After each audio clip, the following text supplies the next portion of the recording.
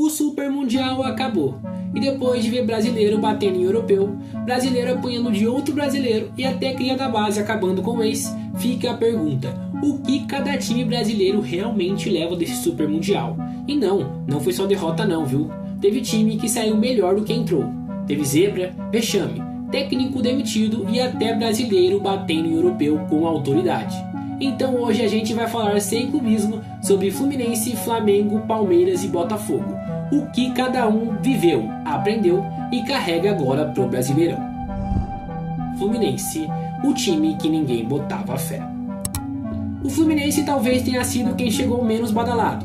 Time totalmente desacreditado, meio irregular no ano, ninguém sabia muito o que esperar. Só que, dentro de campo, o Flu surpreendeu. Fez jogo duríssimo contra o Borussia, que acabou terminando empatado, mas foi um amasso tático e técnico. E depois, despachou a Inter de Milão por 2-0, com tamanha autoridade. John Arias jogando como se fosse um meio europeu. A zaga, firme, um meio de campo, deitando.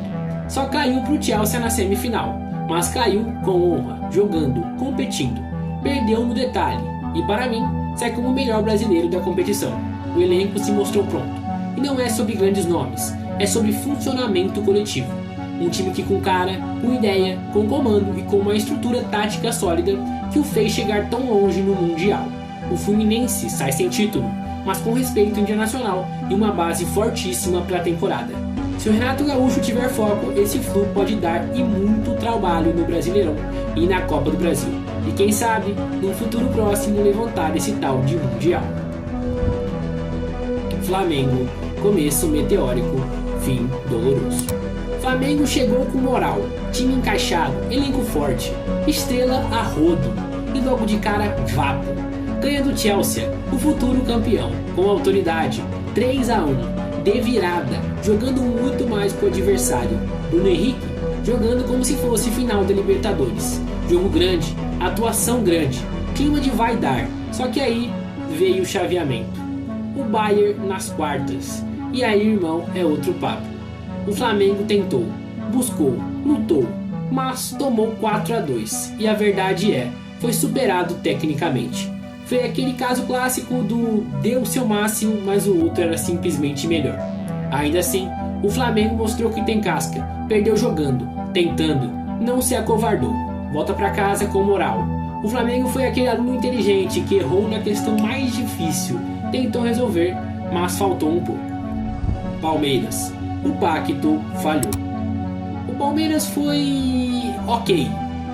Fez um mundial decente, ganhou o que dava, mas nunca empolgou, nem mesmo convenceu. Jogou o suficiente para avançar, mas sem empolgar. Perdeu pro Chelsea nas quartas e perdeu feio, não no placar, mas na postura.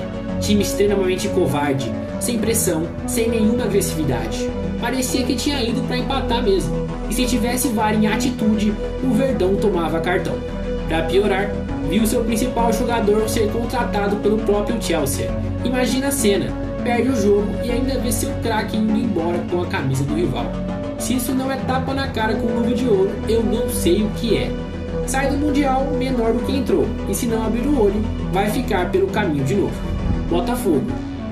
Do glória ao colapso. O Botafogo entrou em crise. Time que mal sabia se ia jogar, com técnico na corda bamba, elenco completamente desconfiado e a torcida cabreira.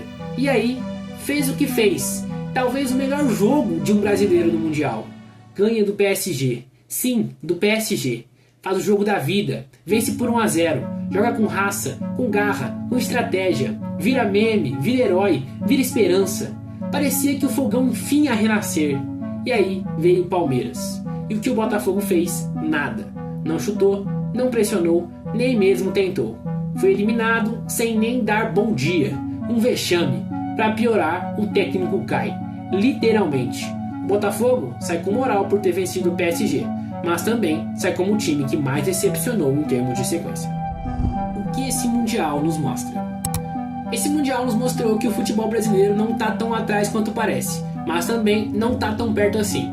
A diferença não é só grana, é regularidade, estrutura e intensidade. O Fluminense mostrou que dá. O Flamengo mostrou que tenta. O Palmeiras mostrou que trava. e o Botafogo mostrou que tropeça em si mesmo. Agora a pergunta é, e no segundo semestre? Como esses times vão voltar? O Flu com moral? O Flamengo com sede de revanche? O Palmeiras ainda achando que a Libertadores é obrigação? E o Botafogo com um técnico novo de novo? Uma coisa é certa, o futebol brasileiro segue vivo, e esse Mundial pode ter sido o começo de uma nova virada.